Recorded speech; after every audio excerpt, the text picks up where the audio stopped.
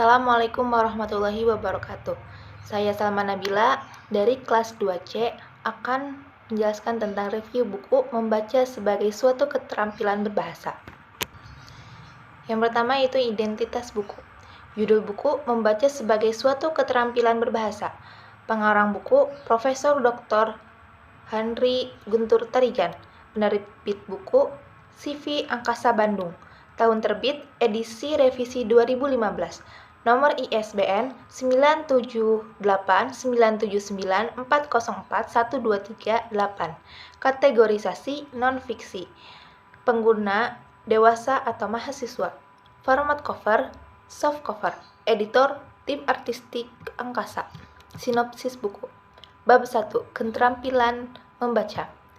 Terdapat hubungan membaca dan menyimak, hubungan menyimak dan berbicara, dan hubungan berbicara dan membaca.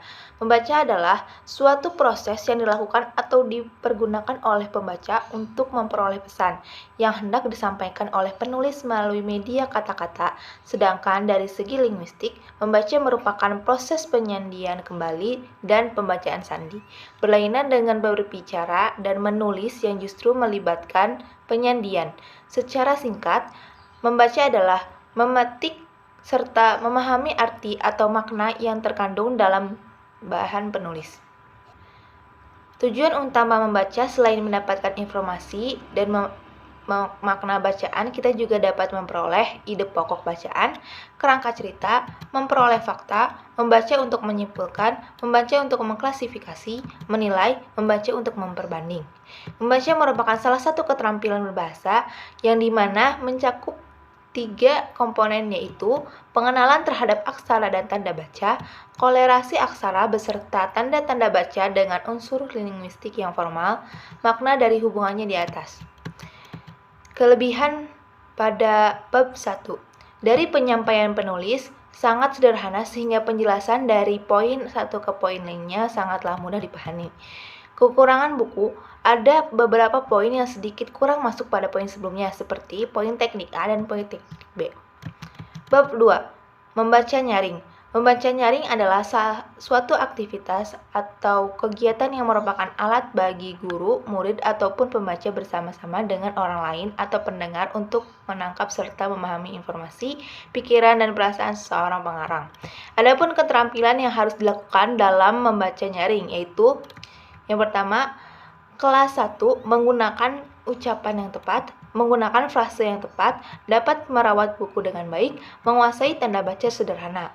Kedua, kelas 2 membaca dengan tenang dan jelas, membaca dengan penuh perasaan, membaca tanpa terbata-bata. Ketiga, kelas 3 membaca dengan penuh perasaan ekspresi, mengerti serta memahami bahan bacaan. Kelas 4 memahami bacaan pada tingkat dasar, kecepatan mata dan suara 3 patah 1 detik. Kelas 5 membaca dan memahami perasaan, aneka kecepatan membaca nyaring, dapat tanpa terus-menerus melihat pada bahan bacaan. Kelas 6 membaca nyaring dengan penuh perasaan dan ekspresi, membaca dengan penuh kepercayaan. Adapun peningkatan keterampilan membaca nyaring yaitu menyoroti ide baru, menjelaskan ide ke satu dan ide yang lainnya, menghubungkan ide-ide yang bertautan, menjelaskan klimaks dengan gaya yang ekspresi yang baik. Kelebihan buku. Tahap-tahap membaca untuk membantu guru mengajarkan anak membaca nyaring sangatlah membantu. Selain pada bab ini juga mudah dipraktikkan pada kehidupan sehari-hari. Bab 3. Membaca dalam hati. Keterampilan membaca ini dibagi menjadi 2 macam, yaitu membaca ekstensif dan membaca secara intensif. Yang pertama adalah membaca ekstensif, yaitu membaca secara luas, meliputi membaca sekilas, membaca survei, dan membaca dangkal. Sedangkan membaca intensif yaitu studi seksama atau teliti dan penanganan perinci yang dilaksanakan di dalam kelas terhadap suatu tugas yang pendek, kira-kira 2-4 halaman tiap hari.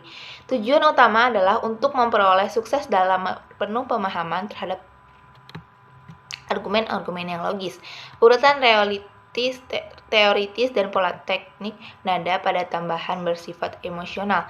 Tujuan si pengarang dan tujuan linguistik yang dipergunakan untuk mencapai tujuan. Kelebihan buku, penyampaiannya mudah dipahami sehingga mudah untuk dipraktikkan pada kehidupan sehari-hari. Seharusnya oleh para guru dan yang memantau anaknya untuk mengambil isi dari pembaca dalam hati. Bab 4. Membaca telah isi. A. Membaca teliti. 1. Membaca paragraf dengan pengertian. Untuk memperoleh suatu pikiran pokok paragraf sebagai berikut. Mengemukakan alasan, mengutarakan perincian, mengetengahkan suatu atau lebih contoh, membandingkan pertengahan dua hal. 2. Membaca pilihan yang lebih panjang.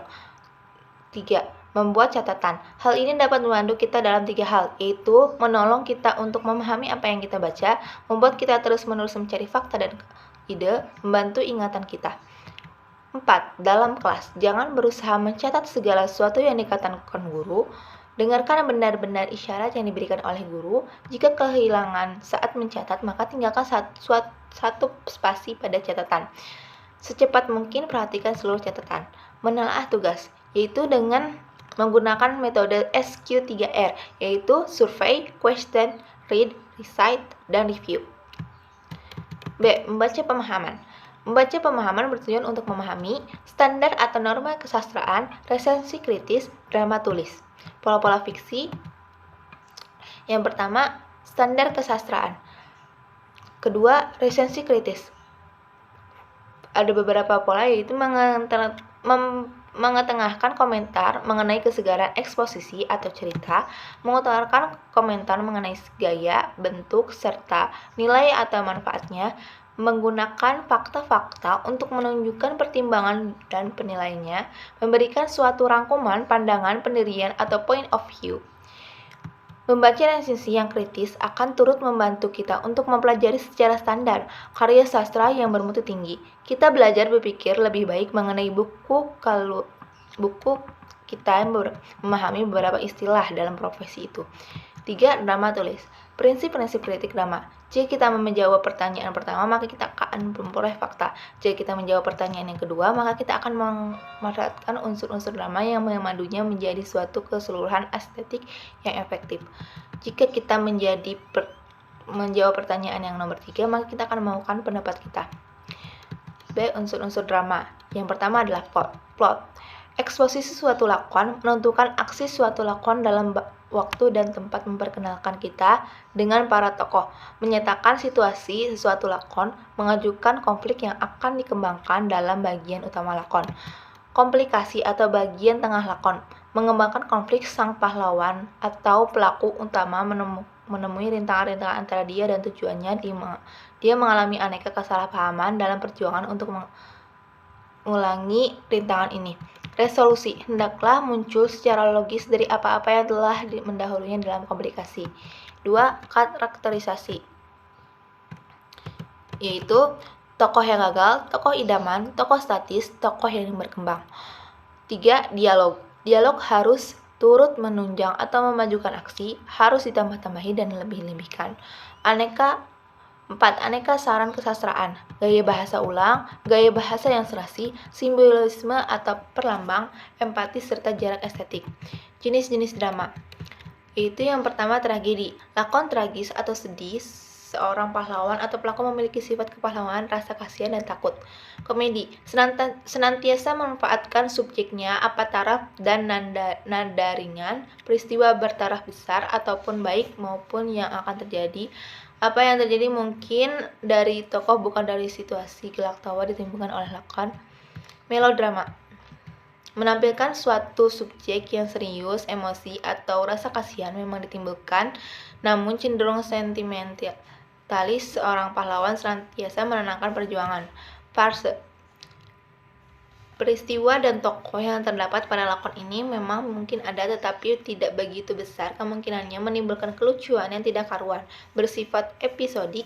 Segala yang terjadi timbul dari situasi, bukan dari tokoh. Pola-pola fiksi. Pengertian fiksi. Fiksi adalah suatu istilah yang dipergunakan untuk membedakan uraian yang tidak bersifat historis dengan menggunakan khusus atau penelaran khusus pada segi sastranya. Fiksi dan non-fiksi. Perbedaan utama antara fiksi dan non-fiksi terletak pada tujuannya. Maksud dan tujuan dari cerita atau narasi yang non-fiksi seperti sejarah, biografi, cerita berita, dan cerita perjalanan adalah untuk menciptakan kembali apa-apa yang terjadi secara aktual. Berbeda dengan penulis narasi non-fiksi, penulis fiksi tidaklah memusatkan perhatiannya pada apa-apa yang terjadi secara aktual, tapi justru memusatkan perhatiannya sepenuhnya pada realistis. C. Unsur-unsur fiksi. Yang pertama, tema, plot, pelukisan, watak, konflik, latar, pusat meliputi pusat minat, pusat tokoh, dan pusat cerita. Jenis-jenis fiksi berdasarkan bentuk: novel, novelette, short story, short story, dan vignette. Berdasarkan isi: impressionisme, romantik, realisme, sosialis dan realis, realisme sebenarnya, naturalisme, ekspresionisme, simbiolisme. Berdasarkan kritik sastra, novel yang menuntut kritik sastra serius, novel baik, novel mungkin saja baik, novel yang di bawah kritik sastra, taraf sedang, taraf rendah. Membaca kritis pada umumnya, membaca kritis menuntut para pembaca agar memahami maksud penulis, memahami maksud organisasi dasar tulisan, dapat menilai penyajian penulis, dapat menerapkan prinsip-prinsip kritis pada bacaan sehari-hari, meningkatkan minat baca, kemampuan baca, dan berpikir kritis, mengetahui prinsip pemeliharaan bahan bacaan, membaca majalah atau publikasi periodik yang serius. Membaca ide. Membaca ide adalah sejenis kegiatan membaca yang ingin mencari, memperoleh, serta memanfaatkan ide yang terdapat pada bacaan. Lebih terperinci lagi apabila kita membaca untuk mengetahui mengapa hal itu merupakan suatu judul atau topik yang baik. Masalah apa yang terdapat dalam cerita itu, apa yang dipelajari sang tokoh, dan merangkum apa yang dilakukan oleh sang tokoh untuk mencari maksudnya. Berikut yang termasuk pembaca yang baik. Pembaca yang baik tahu mengapa dia membaca. Pembaca yang baik memahami apa yang dia bacanya. Pembaca yang baik harus menguasai kecepatan membaca. Pembaca yang baik harus mengenal media cetak. Kelebihan buku. Setiap poinnya jelas, berhubungan sehingga tidak membuat pusing bagi pembaca. Kekurangan buku. Terlalu banyak penyampaian bertele-tele sehingga buku lebih terkesan membosankan. Bab 5. Membaca telaah bahasa. Membaca bahasa. Tujuan utama pada membaca bahasa memperbesar daya kata. Dalam kegiatan baca bahasa untuk membesar daya kata yaitu ragam-ragam bahasa, mempelajari makna kata dari konteks, bagian-bagian kata, penggunaan kamus, makna-makna idiom, sinonim dan antonim, konotasi dan denotasi, derivasi. 2. Mengembangkan kosakata kritik. Bahan kritik sastra, memetik makna dan dari konteks, penunjuk konteks. Membaca sastra. Bahasa ilmiah dan bahasa sastra. Gaya bahasa. Perbandingan seperti metafora, kesamaan dan analogi, hubungan, metonimia dan sinekdoke, taraf pernyataan, hiperbola, litotis, dan ironi. Kelebihan buku. Sangat mudah dipahami baik dari segi penyampaian dan kalimat-kalimat yang asing sehingga mudah bagi pembaca untuk mengerti. Sekian dari saya, kurang lebihnya mohon maaf. Wassalamualaikum warahmatullahi wabarakatuh. Bismillahirrahmanirrahim. Assalamualaikum warahmatullahi wabarakatuh. Saya Salma Nabila dari kelas 2C akan menjelaskan tentang review buku membaca sebagai suatu keterampilan berbahasa. Yang pertama yaitu identitas buku. Judul buku membaca sebagai suatu keterampilan berbahasa. Pengarang buku Profesor Dr. Henry Guntur Tarigan. Penerbit buku CV Angkasa Bandung. Tahun terbit edisi revisi 2015. Nomor ISBN 9789794041238. Kategorisasi non-fiksi.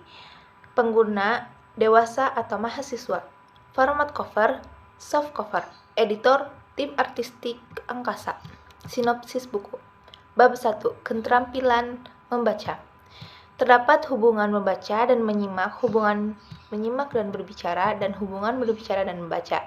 Membaca adalah suatu proses yang dilakukan atau dipergunakan oleh pembaca untuk memperoleh pesan yang hendak disampaikan oleh penulis melalui media kata-kata. Sedangkan dari segi linguistik, membaca merupakan proses penyandian kembali dan pembacaan sandi. Berlainan dengan berbicara dan menulis yang justru melibatkan penyandian. Secara singkat, membaca adalah memetik serta memahami arti atau makna yang terkandung dalam bahan penulis. Tujuan utama membaca selain mendapatkan informasi dan makna bacaan, kita juga dapat memperoleh ide pokok bacaan, kerangka cerita, memperoleh fakta, membaca untuk menyimpulkan, membaca untuk mengklasifikasi, menilai, membaca untuk memperbanding. Membaca merupakan salah satu keterampilan berbahasa yang dimana mencakup 3 komponen, yaitu pengenalan terhadap aksara dan tanda baca, kolerasi aksara beserta tanda-tanda baca dengan unsur linguistik yang formal, makna dari hubungannya di atas. Kelebihan pada bab 1. Dari penyampaian penulis sangat sederhana sehingga penjelasan dari poin satu ke poin lainnya sangatlah mudah dipahami. Kekurangan buku, ada beberapa poin yang sedikit kurang masuk pada poin sebelumnya, seperti poin teknik A dan poin teknik B. Bab 2. Membaca nyaring. Membaca nyaring adalah suatu aktivitas atau kegiatan yang merupakan alat bagi guru, murid, ataupun pembaca bersama-sama dengan orang lain atau pendengar untuk menangkap serta memahami informasi, pikiran, dan perasaan seseorang pengarang. Adapun keterampilan yang harus dilakukan dalam membaca nyaring, yaitu yang pertama, kelas 1 menggunakan ucapan yang tepat, menggunakan frase yang tepat, dapat merawat buku dengan baik, menguasai tanda baca sederhana. Kedua, kelas 2 membaca dengan tenang dan jelas, membaca dengan penuh perasaan, membaca tanpa terbata-bata. Ketiga, kelas 3 membaca dengan penuh perasaan ekspresi, mengerti serta memahami bahan bacaan. Kelas 4 memahami bacaan pada tingkat dasar, kecepatan mata dan suara 3 patah 1 detik. Kelas 5 membaca dan memahami perasaan, aneka kecepatan membaca nyaring, dapat tanpa terus-menerus melihat pada bahan bacaan. Kelas 6 membaca nyaring dengan penuh perasaan dan ekspresi, membaca dengan penuh kepercayaan. Adapun peningkatan keterampilan membaca nyaring, yaitu menyoroti ide baru, menjelaskan ide ke satu dan ide yang lainnya, menghubungkan ide-ide yang bertautan, menjelaskan klimaks dengan gaya yang ekspresi yang baik. Kelebihan buku. Tahap-tahap membaca untuk membantu guru mengajarkan anak membaca nyaring sangatlah membantu. Selain pada bab ini juga mudah dipraktikkan pada kehidupan sehari-hari. Bab 3. Membaca dalam hati. Keterampilan membaca ini dibagi menjadi 2 macam, yaitu membaca ekstensif dan membaca secara intensif. Yang pertama adalah membaca ekstensif, yaitu membaca secara luas, meliputi membaca sekilas, membaca survei, dan membaca dangkal. Sedangkan membaca intensif yaitu studi seksama atau teliti dan penanganan perinci yang dilaksanakan di dalam kelas terhadap suatu tugas yang pendek, kira-kira 2-4 halaman tiap hari. Tujuan utama adalah untuk memperoleh sukses dalam penuh pemahaman terhadap argumen-argumen yang logis, urutan teoritis dan pola teknik nada pada tambahan bersifat emosional, tujuan si pengarang dan tujuan linguistik yang dipergunakan untuk mencapai tujuan. Kelebihan buku, penyampaiannya mudah dipahami sehingga mudah untuk dipraktikkan pada kehidupan sehari-hari, seharusnya oleh para guru dan yang memantau anaknya untuk mengambil isi dari pembaca dalam hati. Bab 4. Membaca telaah isi. A. Membaca teliti. 1. Membaca paragraf dengan pengertian. Untuk memperoleh suatu pikiran pokok paragraf sebagai berikut: mengemukakan alasan, mengutarakan perincian, mengetengahkan suatu atau lebih contoh, membandingkan pertengahan 2 hal. 2. Membaca pilihan yang lebih panjang. 3. Membuat catatan. Hal ini dapat membantu kita dalam 3 hal, yaitu menolong kita untuk memahami apa yang kita baca, membuat kita terus-menerus mencari fakta dan ide, membantu ingatan kita. 4. Dalam kelas, jangan berusaha mencatat segala sesuatu yang dikatakan guru. Dengarkan benar-benar isyarat yang diberikan oleh guru. Jika kehilangan saat mencatat, maka tinggalkan satu spasi pada catatan. Secepat mungkin perhatikan seluruh catatan. Menelaah tugas, yaitu dengan menggunakan metode SQ3R, yaitu survey, question, read, recite, dan review. B. Membaca pemahaman.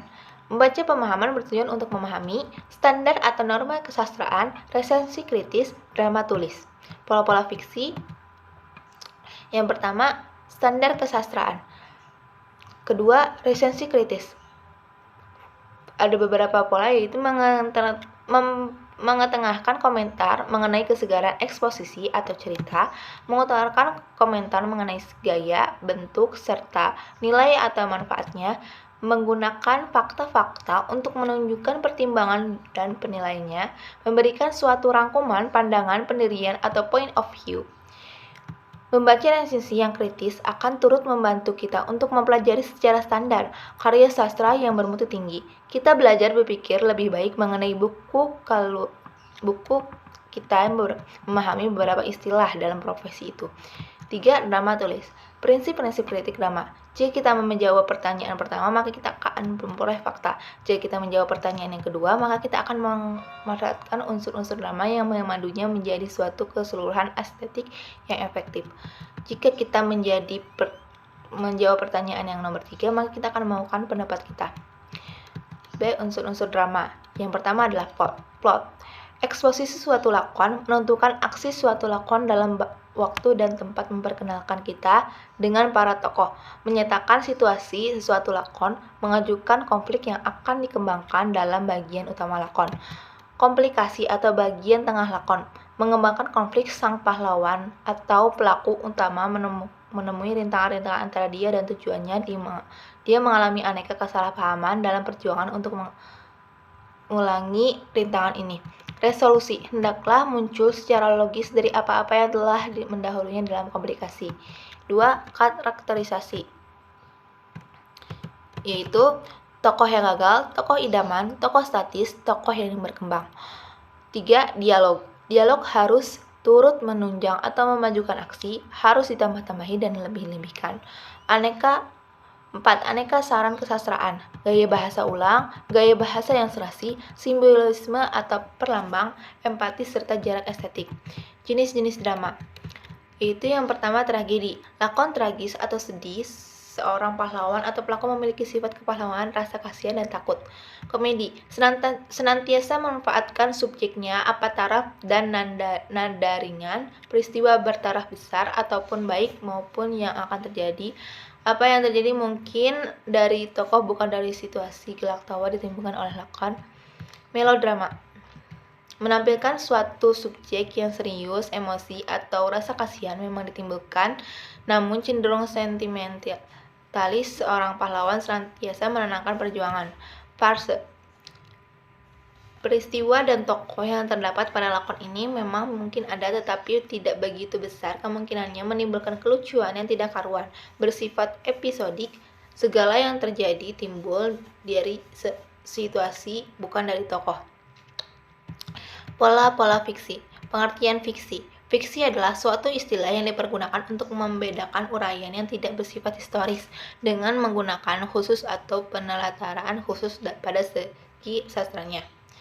Fiksi dan non-fiksi. Perbedaan utama antara fiksi dan non-fiksi terletak pada tujuannya. Maksud dan tujuan dari cerita atau narasi yang non-fiksi seperti sejarah, biografi, cerita berita, dan cerita perjalanan adalah untuk menciptakan kembali apa-apa yang terjadi secara aktual. Berbeda dengan penulis narasi non-fiksi, penulis fiksi tidaklah memusatkan perhatiannya pada apa-apa yang terjadi secara aktual, tetapi justru memusatkan perhatiannya sepenuhnya pada realistis. C. Unsur-unsur fiksi. Yang pertama tema, plot, pelukisan, watak, konflik, latar, pusat, meliputi pusat minat, pusat tokoh, dan pusat cerita. Jenis-jenis fiksi berdasarkan bentuk: novel, novelette, short story, short story, dan vignette. Berdasarkan isi, impressionisme, romantik, realisme, sosialis dan realis, realisme sebenarnya, naturalisme, ekspresionisme, simbiolisme. Berdasarkan kritik sastra, novel yang menuntut kritik sastra serius, novel baik, novel mungkin saja baik, novel yang di bawah kritik sastra, taraf sedang, taraf rendah. Membaca kritis pada umumnya, membaca kritis menuntut para pembaca agar memahami maksud penulis, memahami maksud organisasi dasar tulisan, dapat menilai penyajian penulis, dapat menerapkan prinsip-prinsip kritis pada bacaan sehari-hari, meningkatkan minat baca, kemampuan baca, dan berpikir kritis, mengetahui prinsip pemeliharaan bahan bacaan, membaca majalah atau publikasi periodik yang serius. Membaca ide. Membaca ide adalah sejenis kegiatan membaca yang ingin mencari, memperoleh, serta memanfaatkan ide yang terdapat pada bacaan. Lebih terperinci lagi apabila kita membaca untuk mengetahui mengapa hal itu merupakan suatu judul atau topik yang baik. Masalah apa yang terdapat dalam cerita itu, apa yang dipelajari sang tokoh, dan merangkum apa yang dilakukan oleh sang tokoh untuk mencari maksudnya. Berikut yang termasuk pembaca yang baik. Pembaca yang baik tahu mengapa dia membaca. Pembaca yang baik memahami apa yang dia bacanya. Pembaca yang baik harus menguasai kecepatan membaca. Pembaca yang baik harus mengenal media cetak. Kelebihan buku. Setiap poinnya jelas berhubungan sehingga tidak membuat pusing bagi pembaca. Kekurangan buku. Terlalu banyak penyampaian bertele-tele sehingga buku lebih terkesan membosankan. Bab 5. Membaca telaah bahasa. Membaca bahasa. Tujuan utama pada membaca bahasa memperbesar daya kata. Dalam kegiatan baca bahasa untuk membesar daya kata yaitu ragam-ragam bahasa, mempelajari makna kata dari konteks, bagian-bagian kata, penggunaan kamus, makna-makna idiom, sinonim dan antonim, konotasi dan denotasi, derivasi. 2. Mengembangkan kosakata kritik. Bahan kritik sastra, memetik makna dan dari konteks, penunjuk konteks. Membaca sastra. Bahasa ilmiah dan bahasa sastra. Gaya bahasa. Perbandingan seperti metafora, kesamaan dan analogi, hubungan, metonimia dan sinekdoke, taraf pernyataan, hiperbola, litotis, dan ironi. Kelebihan buku. Sangat mudah dipahami baik dari segi penyampaian dan kalimat-kalimat yang asing sehingga mudah bagi pembaca untuk mengerti. Sekian dari saya, kurang lebihnya mohon maaf. Wassalamualaikum warahmatullahi wabarakatuh.